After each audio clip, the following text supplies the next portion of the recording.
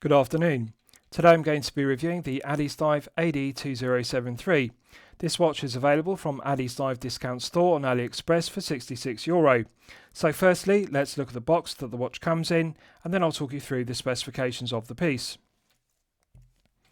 So the watch comes in this black plastic pelican style case which has 4 clips securing the lid. So I'll undo the clips and show the interior. Hinge lid. And on the underside of the hinge lid we have a foam protective panel, and in the base we have a second foam protective panel, and the 2 foam protective panels do an excellent job of protecting the watch in shipping from any damage. Addiesdive deserve credit here because they could have taken the less expensive default option of a cardboard watch box, which would have been acceptable at the €66 price point, but this black plastic pelican style case is better quality, it's aesthetically pleasing and I like it. With regards to items that come with the piece, this is the owner's instruction manual, clear concise diagrams. The instructions are in English and also translated into a plethora of foreign languages. It details the operation of the movement use, which is the Seiko VH31B quartz. One also gets this plastic warranty card which has the serial number on the front, and on the reverse there's space to fill in the retailer, reference, serial number and date of purchase, but as is always the case, it's not filled in. However, I'm pleased to report that the AD2073 is covered by the usual 2-year international warranty. I want to give due credit to Addiesdive here because often low-tier Chinese brands only cover their watches with a 12-month international warranty. To get 2 years of international warranty is excellent at the €66 price point. One also gets this cardboard tag which has the Addiesdive Dive Watch emblem and Addiesdive Dive Watch text logo on both sides. I'm going to be critical of this with regards to the branding throughout the accessories, the watch box and the watch itself, because, to clarify, on the dial we have the Addiesdive cursive text logo, which is very aesthetically pleasing and appropriate for a Datejust 36 Homage because it's not a dive piece, but they've used the Addiesdive Dive Watch emblem and Addiesdive Dive Watch text logo on the watch box, the accessories and also the watch itself. So there's a lack of continuity. They should use the cursive text logo on everything. That would look better. And lastly, one also gets this pushpin tool which is used for resizing the pushpin Jubilee style bracelet links. Now, visually it does look like 316L grade stainless steel, but it's actually made from mild steel which is nickel plated to give the appearance of stainless steel. The negative of using mild steel which is nickel plated is, with wear and tear, the nickel plating wears off and that reveals the base metal, and the mild steel rusts and corrodes, so it's not as durable as stainless steel. But one has to be magnanimous. This is a €66 piece, it's good to see this included. No old shank is well finished and it's got a chamfer on the end, so no sharp edges, but this one should not have passed quality control because the pin itself is bent. So they should be better with regards to quality control. This should have a straight pin rather than a bent pin, but good to see something included for resizing the pushpin Jubilee style bracelet. So as I've detailed, this is an homage to the Datejust 36, very similar proportions, but however there's an error with regards to the specifications on the AliExpress listing by Addiesdive discount store. It's often the case with AliExpress listings, they contain errors in the specification with regards to the dimensions and the weight. So I measure every watch I review with my digital caliper vernier and I weigh every watch with my digital scales, and that means I get the dimensions stated in my reviews correct. So to clarify, this is stated as 36, but it's actually 35.8 diameter. That's something to note. We have a lug-to-lug measurement of 41.9mm. We have a thickness of 10.5mm and a lug width of 20mm. The Jubilee style bracelet tapers from 20mm at the lugs down to 16mm at the 2-button push clasp, so it has the perfection personified taper 20 to 16, which is correct for a 36mm head of the piece. Nice large bevel which marks the transition between the body and the flanks. So nice heavy gauge to it. I'm pleased to see it's a solid milled body to the stainless steel clasp rather than a pressed stainless steel clasp with a light gauge, which would have been a cost-cutting measure. Often low-tier Chinese brands only use 2 or 3 micro-adjustment holes in the flanks of the clasp. This has the correct decision of 5 micro-adjustment holes. One can easily resize it by depressing the spring bar externally through the holes in the flanks using a spring bar tool or the push pin included. So this is good. Quality of the finishing is good, beautiful luster to the body, and that complements the longitudinal brushed satin finishing to the flanks. Now again, continuity of the branding, I'm going to be critical because we have the Addiesdive Dive Watch emblem engraved, and also Addiesdive Dive Watch text logo should be the cursive text logo used on the dial. They should delete the emblem, it's not a dive piece. And also on the Caseback, again, it's repeated, we've got the Addiesdive Dive Watch emblem, should be deleted. This will look better if it were a sterile Caseback as per the Datejust 36. Also, we've got the Addiesdive Dive Watch emblem repeated on the crown, which is a 100-meter screw down crown. Matte bead blasted effect, just bear with me, I'll get the camera to focus on it. Now it is well finished, matte bead blast background is good, and the embossing of the silver emblem is good. But however, it would look better if it had a cursive A, capital A, as per the A on the Addiesdive cursive text logo on the dial, for continuity. We have a flat sapphire crystal with clear AR coating on the underside, and the clear anti-reflective coating does an outstanding job of reducing the glare and the highly reflective nature of the silver mirror polished applied indices and silver mirror polished baton handset. The baton handset looks flat, but they're actually faceted, and they do look visually very similar to a Datejust 36, which this is an homage to. And I like the facets, the way they catch the light. Needle point second hand is mirror polished to a good standard and correctly proportioned. Often low-tier Chinese brands have a tendency to undersize and make the hands too short with baton hands. These are correctly proportioned. The baton minute hand extends all the way to the minute ticks on the chapter ring, which is correct. The baton hour hand extends all the way to the applied indices, so that's correct.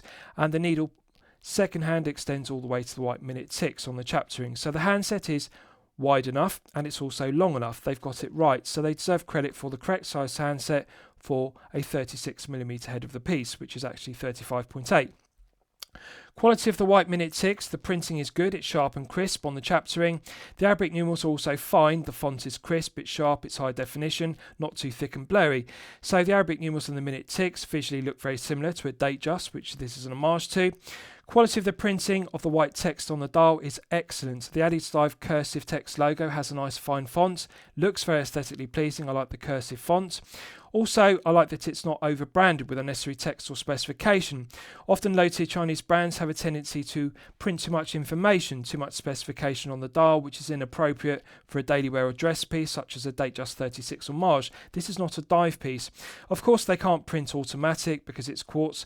Quartz doesn't look as aesthetically pleasing on the dial, and it doesn't balance Addiesdive as well.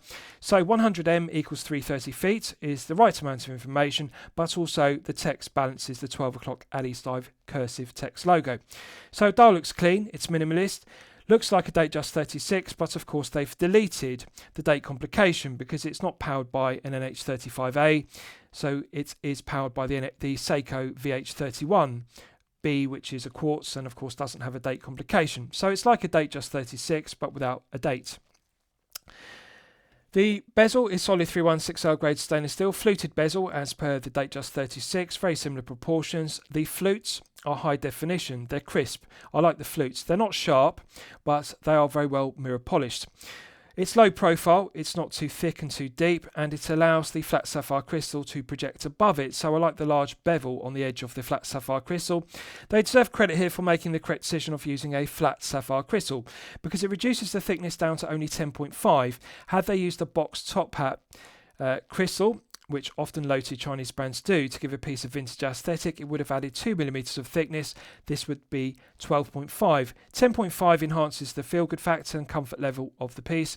Also, the flat Caseback, because it's quartz-powered rather than automatic, means the head of the piece sits very close to the wrist, which I'll show you the benefit of in the wrist shot. So, it's a thin piece at 10.5. Flat sapphire crystal is the correct choice, rather than using a double dome sapphire crystal or boxed top hat crystal.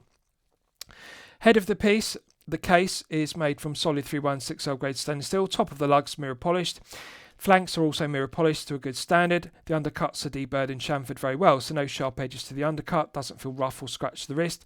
The four tips to the lugs, the corners have been deburred and chamfered very well. So quality of the finishing to the case is good. Visually it looks good, it's mirror polished throughout and no sharp edges to it, so it's well finished. Crown is solid 316L grade stainless steel, coin edge finished, nice large chamfer which deletes the tips of the coin edge teeth. but I think they should delete the emblem for the dive watch emblem they're using and use a cursive capital A as per the cursive capital A used on the Addiesdive logo. That would look better and add continuity. But it's correctly proportioned. It's large enough to be grippy and tactile. You can get good purchase with your index finger and thumb, but doesn't project too far from the right hand flank, so it doesn't stick out and dig into the back of the hand when you flex the wrist. So it's the right size coin edge crown, and using a coin edge crown is correct for a fluted bezel piece rather than a knurled crown. So let's test the execution. It's impressive to see a 100-metre hermetic seal screw down crown because, strictly speaking, this is a daily wear or dress piece. It's a Datejust 36 Homage. They could have used a push-pull crown with 50 metres. It doesn't need 100 metres and a screw down crown, but it's strong specification. So unscrews with a minimal number of turns. Feels silky smooth. Perfect interface between the internal thread of the stainless steel crown and the external thread of the stainless steel crown tube, so it feels silky smooth. As it's a no date complication piece and the Seiko VH31B doesn't have a date complication, the benefit is there is no phantom date setting position. So one click on the crown, pulling it out to the first click is the final click, and that hacks the movement. You can see the needle second hand has now stopped dead, so therefore it's possible to set the time precisely to the second with the Seiko VH31B. Light resistance to it. Now there are two versions of the VH31. VH31A, which was produced from 2015 onwards, and then Seiko succeeded it with the VH31B, which this uses, which was produced from 2023 onwards. The difference between the two movements is the VH31A has 2 joules and the VH31B used in this piece uses 0 joules, but they feel exactly the same. The hacking works the same, setting the time feels and works the same. Nice and smooth, low friction to it. Minimal backplay. When you rotate the coin edge crown, there's an almost immediate response to the baton minute hand. One doesn't have to take up a lot of slack. Feels tighter than a Miyota 2115, which is a similar quality movement. I prefer the VH31 because it runs at 14,400 vibrations per hour, which is 2 Hz and 4 beats per second, because the second hand has a smoother sweep to it, with a 4 beats or 4 ticks per second rather than the 1 tick every second as per the Miyota 2115. So it feels more refined, feels tighter than a Miyota 2115, which is similar quality, but I prefer the ticking of the VH31. Pushing it back in, it's got a nice positive click. Now you can see the 4 beats per second or 4 ticks per second of the second hand looks more like a Seiko NH35A or alternatively an NH38 running at 21,600 vibrations per hour or 3 Hz. Rather than ticking 1 tick every second like a Miyota 2115, it has 4 beats per second, so it looks more like an automatic, and I like that about the VH31, both the 31A and the 31B used in this piece. So hacking works well, time setting works well. Let's test screwing the crown back down. Now, feels silky smooth to unscrew. Feels silky smooth to screw back down, but there isn't an immediate thread pickup. There isn't a perfect interface between the pickups of the threads. So to clarify, sometimes you need to rotate the crown anti-clockwise and then clockwise screw it down. The threads don't pick up every single time perfectly. For example, this time they're not picking up, so I need to rotate it anti-clockwise and then push it in and screw it down clockwise again, and then it picks up. So there's room for improvement with regards to refinements, and what I'm talking about is not the interface between the threads. They are machined correctly. The tolerances, build quality and quality control of the machining of the external thread on the crown tube and the internal thread of the stainless steel crown are correct. It's silky smooth. But the pickups, the meshing, the mating of the threads, the internal thread and the external thread, the pickups aren't precise. So sometimes you need to try it a couple of times. It does always work, so it works okay, but sometimes it works first time, sometimes it needs 2 or 3 attempts. So unscrews, silky smooth, screws down, silky smooth. But for example, to clarify, it's not as good as on a Steel Dive SD1953 or a Pagani designed PD1661. The threads pick up better and they are silky smooth. This one feels silky smooth, but the pickups don't mesh correctly. So they simply need to improve the machining of the internal thread and the external thread. But one has to be magnanimous. This is €66 in the low tier. One is going to get this kind of quality control, build quality and tolerances, these kind of cost-cutting measures. But it works good. 100 meters is good, strong specification, feels silky smooth, works okay. Right, so let's look at the case back. Solid 316L grade stainless steel caseback engraved with the specification around the circumference, coin edge teeth around the circumference as per a Datejust 36 caseback. It would look better if it was sterile as per a Datejust, and that would also enhance the comfort level and feel good factor because sterile caseback feels smoother against the wrist, but the benefit of this being quartz powered versus automatic as per a Seiko VH38 is that it's flat. The centre section is flat, it's not a deep bubble back caseback in order to provide adequate clearance around a rotor of an NH38 or NH35A respectively. So the benefit of the flat centre section rather than a deep bubble back caseback is the head of the piece sits closer to the wrist, which I'll show you the benefit of in the wrist shot. So 10.5mm thick as a result, but however the negative is the engraving is done to a good standard, matte bead blasted background to it, but it feels rough. It's scratchy. It's okay, it doesn't irritate the wrist, but you can feel it. When the piece slides up and down the wrist, you can feel the caseback engraving feel sharp. They should mirror polish it to delete the sharp roughness of it, because the quality of the definition of the engraving is good, but the finishing is poor quality. They need to make it smoother. I think a sterile caseback would look better, or alternatively engrave the Addiesdive cursive text logo as per the dial, because that would enhance the continuity, or simply make it sterile. That would actually reduce production costs and therefore maximise profit margin per piece, so it would be viable to just delete the engraving, make it sterile as per a Datejust 36 caseback. That would make it smoother and more comfortable. Then links are a good tight fit to the head of the piece. They are deburred and chamfered very well. The underside to the head of the piece is deburred and chamfered very well, no sharp edges to the flanks, the 4 tips to the lugs have been deburred very well, and the mirror polishing to the underside to the head of the piece is very good. So quality of the finishing is good to the case back and the head of the piece, but they just need to mirror polish it to delete the roughness. So let's look at the end links and bracelet in detail. Solid end links. Female pivoted end links to the Jubilee end links, and they articulate freely. But however, although they don't feel stiff or kink, excess play, lateral, longitudinal, side to side, up and down play in every single direction, so it rattles. This is simply due to the holes being oversized in the end links and the centre links of the Jubilee style bracelet, and the spring bar going through the holes being undersized in diameter. So they could tighten up the tolerances very easily by making the hole smaller diameter, alternatively making the spring bar larger diameter. That would make it a friction interference fit. Bracelet is sloppy, has excess play because they've used push pins. Now, one has to be magnanimous. One isn't going to get 1.2mm screw pins at the €66 price point, but they could have used solid pins rather than these split pins. Problem with the split pins is poor quality tolerances. We don't have an interference friction fit, and there's excess play in every single one of the links. Now, the benefit is the Jubilee style bracelet doesn't feel stiff or kink, so it flows freely. Wraps around the wrist very well. Doesn't have any sharp edges to the top edge or the low edge of the flanks, so it doesn't feel sharp. Doesn't pull arm hairs, that's good. Beautiful lustre to the outer links, which are brushed satin finished to a good standard, and flawless mirror polishing to the centre links. So quality of the polishing and the brushed satin finishing is good.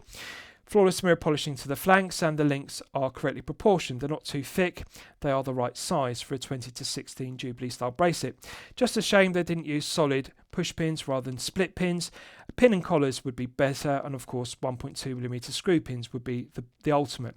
But sloppy bracelet, feels comfortable, doesn't feel sharp, doesn't pull arm hairs, and one has to be magnanimous. This is €66. This is what one is going to get.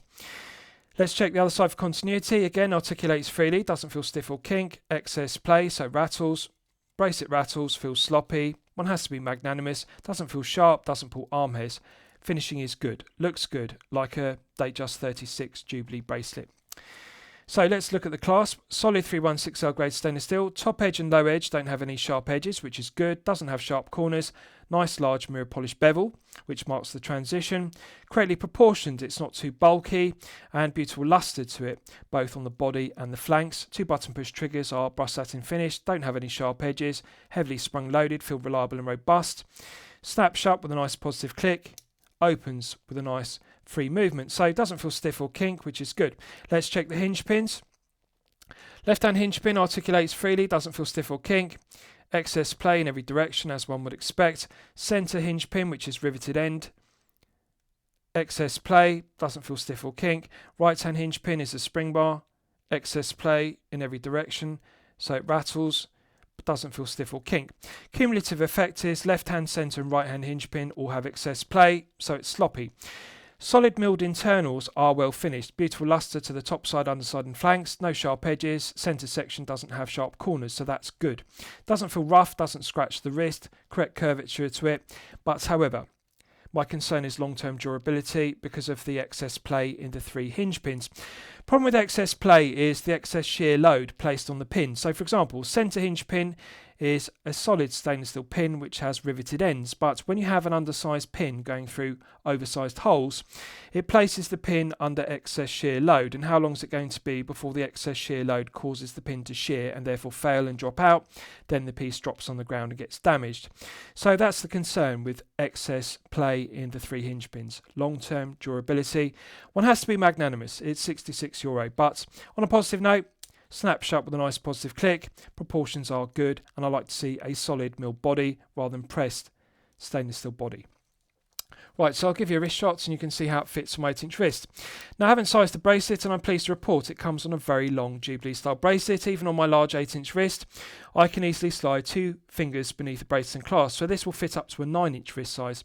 There are enough removable links on the 6 o'clock and the 12 o'clock side to reduce this to a minimum 6-inch wrist size up to a maximum 9-inch wrist size. Now bear in mind, I'm on the largest position 5 of 5 micro adjustment holes, so this is the absolute maximum size. It will go up to 9 inches, as you can see. Even I would remove 6 to 8 links from the 6 and the 12 o'clock side in order to size this to my 8-inch wrist size, because you can see it's a very long bracelet. So 6 inches the minimum, 9 inches the maximum. Perfection personified taper, 20 to 16, often refer to it. For a 36, this is actually 35.8, but for a 36, 38, 39 or 40 head of the piece, it's the industry standard for good reason. 20 to 16 is perfect. It cannot be beaten. Visually, it looks good, feels good, perfectly balanced because it adds enough meat on the bracelet to balance the head of the piece and the clasp. Clasp isn't too bulky, nice curvature to it. It will wrap around your wrist if you have a smaller 6 to 7 inch wrist, and equally if you have a larger 7 to 8 inch wrist. It's not too bulky, and I like the 5 micro adjustment holes. It's well proportioned, well finished, beautiful lustre to it, and the large bevel is very well finished. So visually looks very good. Looks very similar to a Rolex Datejust 36, which I've previously reviewed. Fluted bezel catches the light, and the bevel on the edge of the flat sapphire crystal catches the light, so proportions are good. If you have a smaller wrist of 6 to 7 inches, you'll particularly enjoy the benefit of the compact case. 41.9 is a short lug to lug. 48 is the sweet spot. I often refer to it in my previous reviews because 48 lug to lug will fit you regardless of whether you have a 6 to 7 inch wrist or a 7 to 8 inch wrist. At 41.9, it's clearly too short for larger wrists of 7 to 8 inches, but if you have a 6 to 7 inch wrist, you'll appreciate the compact case, and it does suit a 35.8 head of the piece. It's clearly intended to be a Datejust 36 Homage, so it has similar lug to lug and case diameter. 20mm lug width is correct. Had they used 18, it would have looked undersized. 20 to 16 looks good on the bracelet. 35.8 doesn't give enough wrist presence to satisfy larger wrists of 7 to 8 inches, but it's got enough wrist presence to satisfy if you have a 6 to 7 inch wrist, because it visually does look like a Datejust 36. The thing I like about it above all else is how low profile it is. Now, had they used this Seiko NH38 and a bubble back Caseback, which is deeper, that would have increased the thickness to 13mm. And of course, if it had a box top hat crystal or double dome sapphire crystal, which is 2mm thick, that would have made this 13mm plus, and therefore too thick and top heavy for 35.8. But it is only 10.5. It's a very low profile piece. So, needless to say, anything below 13mm will easily slip underneath a shirt cuff. So at 10.5, it's low profile, will easily slip underneath a shirt cuff. Therefore, it makes it a practical daily wear piece or a dress piece to wear for long periods of time, such as 8 to 12 hours per day. The only negative with regards to the comfort level and the feel good factor is the scratchy case back, because when it slides or moves up and down the wrist, like so, you can feel it's rough. Now, it doesn't feel very abrasive like sandpaper, but it does feel scratchy. Had they used a sterile case back or polished the case back to delete the roughness, that would enhance it, but it is acceptable. Taper is good. Beautiful luster to the bracelet. I like the clasp, it has a nice luster, and the mirror polishing to the top of the lugs and also the flanks complements the mirror polishing to the fluted bezel. So really does visually look and feel like a Datejust 36, but of course with the absence of the date window, date complication and Cyclops magnifier. I like it. I like the gradient green dial, and I think the green dial version is better looking than the grey and the red gradient dial versions, which are all sunburst dial versions. So very aesthetically pleasing. The other thing to note is the lack of heft. It's only 108 grams. Now bear in mind it's 108 but on a very long bracelet to fit up to a 9-inch wrist. So if you remove 10 links, it's going to reduce it down to circa 90 grams. If you remove 15 links to suit a 6 to 7-inch wrist, it's going to reduce it to circa 80 to 85 grams. So from the majority of collectors with a 7-inch wrist, it's going to weigh 85 to 90 grams. Very comfortable to wear. Doesn't feel top heavy, feels balanced. The 35.8mm head of the piece is perfectly balanced by the Perfection Personified 20 to 16 Jubilee style bracelet. The clasp is not too thick and bulky, but it does add enough meat. There's enough weight to it because it's thick. The gauge is heavy rather than being a pressed stainless steel clasp. It does add enough weight, so the balance is good. The clasp is good, the curvature is good, not too bulky. Add some heft to it. Bracelet feels heavy enough. So I like it. They've got the balance right, the proportions right, and 10.5 is very good, 108 grams is very good. Comfort level, feel good factor are good. Just the scratchy case back is the only negative I want you to be mindful of. Right, so let's do a Lume test and we'll see how the Lume performs when it's charged up to the absolute maximum. So as always, I'm going to use my 100 UV LED torch to charge it up to the absolute peak. Right, so that's now fully charged, and as you can see, it has not disappointed. I'm actually very impressed with this. We're looking at a €66 low-tier piece. Often low-tier Chinese brands at this price point would use the cost-cutting measure of 2 to 3 layers or 3 to 4 layers on the dial and hands. We're clearly looking at 5 to 6 layers, which is the industry standard. It's optimum for good reason. Perfect colour tone match in daylight. The indices and the hands do not look whiter or creamer on the dial and hands. They are perfectly white. In the dark, you can see perfect colour tone match again. The blue on the indices looks exactly the same tone as the blue on the baton hands. One can clearly differentiate between the longer baton minute hand and the shorter baton hour hand. Legibility is good. Symmetry of the dial is perfect due to the absence of a date complication at 3 o'clock as per a Datejust. So I like the proportions of the indices and I like the proportions of the baton hands. Now one has to appreciate this is not a dive piece. Baton hands are not large, they do not allow for a large area or large plots as per Submariner Date Mercedes style hands or Snowflake style hands used on a Tudor Black Bay. Baton hands as per Datejust 36 are more slender and they are not as wide, so therefore they don't allow for a large area for 5 to 6 to be applied. But perfect colour tone match, the exciter is potent. To see this on a €66 watch is outstanding. I'm just going to charge this up again to its peak to show you again. They really deserve credit because this is 66. And to clarify, this is as good as the 5 to 6 layers that Steel Dive are using on the SD1953, which of course is a Submariner Date homage, and it has Mercedes hands, which have a larger area. But you can see the performance is stellar for a €66 watch. 5 to 6 layers on the baton hands, 5 to 6 layers on the indices, and the indices are large. They allow for a large depth. They're 3D, so they allow for a full 5 to 6 layers of depth of BGW9 to be applied into them. Baton hands aren't very wide and they're not very deep, but you can see this is good. €66. I think this is outstanding. A really strong point of this watch, something I really like about it. For example, put this into perspective with a Pagani design PD1692. And you can see the difference, and that is a €100 price point piece. This is only €66, and it's got equal quality Lume to the SD1953 by Steel Dive, which is €80. So I think they deserve full credit for not using 2 to 3 layers or 3 to 4 layers to cut production costs. Right, so let's discuss the movement used because it's one of my favourite aspects of the piece. So as I've detailed, this is powered by the Seiko VH31B. Now, the VH31 is available in two options, VH31A and VH31B respectively. So to remind you, the difference is the VH31A has 2 joules. The VH31B used in this piece has 0 joules respectively. So I regard it as a downgrade. 2 joules is better than 0. But however, the build quality, materials, quality control, finishing and accuracy of both the VH31A and VH31B are the same. So Seiko produced the VH31A from 2015 onwards, so at this stage in 2025 it's a reliable, well-proven workhorse quartz made in Japan. Then in 2023 Seiko succeeded the VH31A made in 2015 with the VH31B, so the only difference to the architecture is the latter has 0 joules, the former has 2. Has a 2-year battery life, which is good. It runs at 14,400 vibrations per hour, which is a frequency of 2 Hz, and the benefit of that is the second hand doesn't tick at 1 tick every second, for example like a Miyota 2115 quartz. It runs at 4 beats per second or 4 ticks per second, so the second hand doesn't stutter or judder.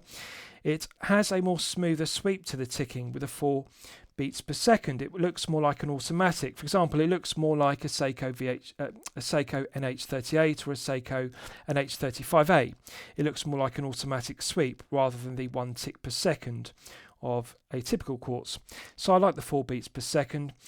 2-year battery life is good enough. Stated accuracy is plus or minus 15 seconds per month. So just think about that for a moment. That's not plus or minus 15 seconds per day or per week. That's plus or minus 15 seconds per month. Better than 1 second per day accuracy.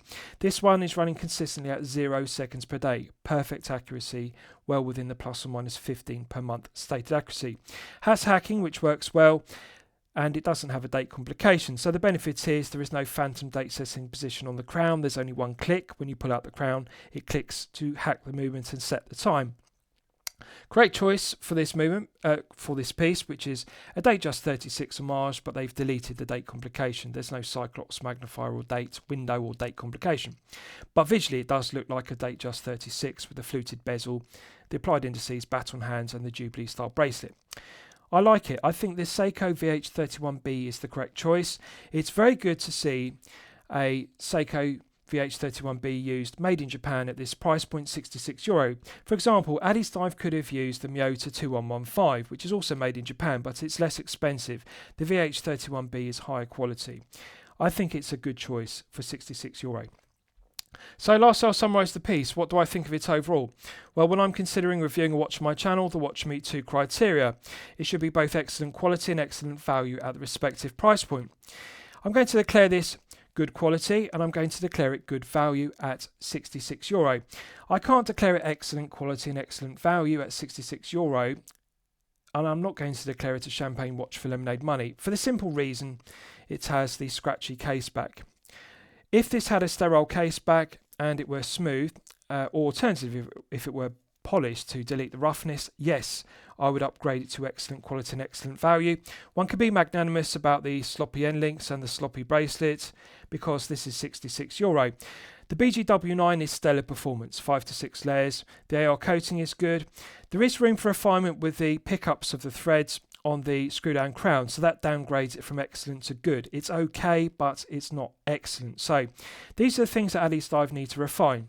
Tighten up the tolerances in the end links and the bracelet.